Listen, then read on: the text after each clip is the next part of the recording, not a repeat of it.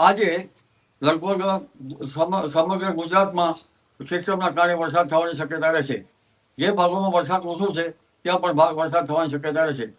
ખાસ કરીને રાજકોટના ભાગોમાં વરસાદ ઓછો હતો તે ભાગોમાં પણ વરસાદ થવાની શક્યતા રહેશે અને વાવણી લાયક વરસાદ થવાની શક્યતા રહે છે. કોઈ ભાગમાં એક અડધારો ભારે વરસાદ પણ પડી શકે. આ ઉપરાંત કચ્છના ભાગોમાં પણ વાવણી લાયક વરસાદ થવાની શક્યતા રહે છે. કોઈ ભાગમાં અણધાર્યો ભારે વરસાદ પડી શકે. આ ઉપરાંત દ્વારકાના ભાગો પણ હળવા ભારે વરસાદી ઝાપટા પડવાની શક્યતા રહે છે. આ ઉપરાંત પોરબંદરના ભાગોમાં પણ હળવા ભારે વરસાદી ઝાપટા પડવાની શક્યતા રહે છે અને જામનગરના ભાગોમાં પણ હળવો ભારે વરસાદ થવાની શક્યતા રહે છે. લગભગ હવે સમગ્ર ગુજરાતમાં વરસાદ થવાની શક્યતા રહે છે. પશ્ચિમ સૌરાષ્ટ્રના ભાગોમાં લોકલ સિસ્ટમના કારણે પણ વરસાદ થવાની શક્યતા રહે છે અને દક્ષિણ ગુજરાતના ભાગોમાં પણ ભારે વરસાદ થવાની શક્યતા છે. ઉલ્લેખનીય છે કે હવે ઉત્તર ગુજરાતના ભાગોમાં ભારેથી અતિભારે વરસાદ થવાની શક્યતા રહે છે અને જેના લીધે ઉત્તર ગુજરાતની કેટલીક નદીઓમાં પૂર આવવાની શક્યતા રહે છે.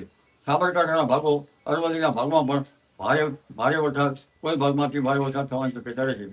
આ ઉપરાંત વડોદરાના ભાગોમાં પણ ત્યાં ભારે વરસાદ થવાની શક્યતા રહે છે. મહીસાગરના ભાગો, તાપી નર્મદાના ભાગોમાં પણ ભારે વરસાદ થવાની શક્યતા રહેશે. આ ઉપરાંત અમદાવાદ, ગાંધીનગરના ભાગોમાં પણ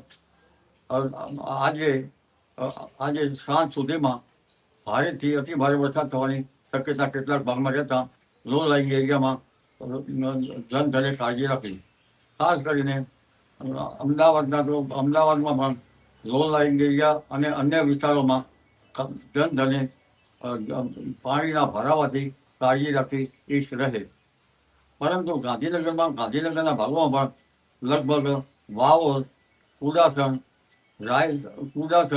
વાવોલ, સરગાસણ આ ભાગોમાં જળ ભરાવથી ખેતીના કારણે જનધને કાળજી રાખવી સારી રહે. આ ઉપરાંત કેટલાક સેક્ટરોના ભાગોમાં પણ જળ ભરાવની સ્થિતિ બની શકે. એટલે આ ભાગોમાં પણ જનધને લો લાઇંગ એરિયામાં અને આ અટક એરિયામાં કાળજી રાખવી ઈચ્છ રહે. પરંતુ ઉલ્લેખનીય છે કે આ સિસ્ટમથી તો ગુજરાત તરબોળ થશે, પરંતુ વરાપ થયે કૃષિ કાર્યો કરવા સારા રહે. કારણ કે આ નક્ષત્રનું પાણી સારું ગણાય છે. પરંતુ ઓગસ્ટમાં પણ અણધાર્યો વરસાદ થવાની શક્યતા રહે છે. 3 ઓગસ્ટે આશ્લેષા નક્ષત્રમાં સૂર્ય આવતા આ નક્ષત્રમાં મોટા ફોરાનો વરસાદ થતો હોય છે અને તેનું પાણી જોરાવર હોય છે. તારીખ 9 ઓગસ્ટે 9 ઓગસ્ટ બાદ પણ વરસાદ થવાની શક્યતા રહે છે. જો 3 ઓગસ્ટની આસપાસ અને ત્યારબાદ જો ભારે વરસાદી ઝાપટા પડે તો પછી પુનઃ ભારે વરસાદી ઝાપટા પડતા હોય છે અને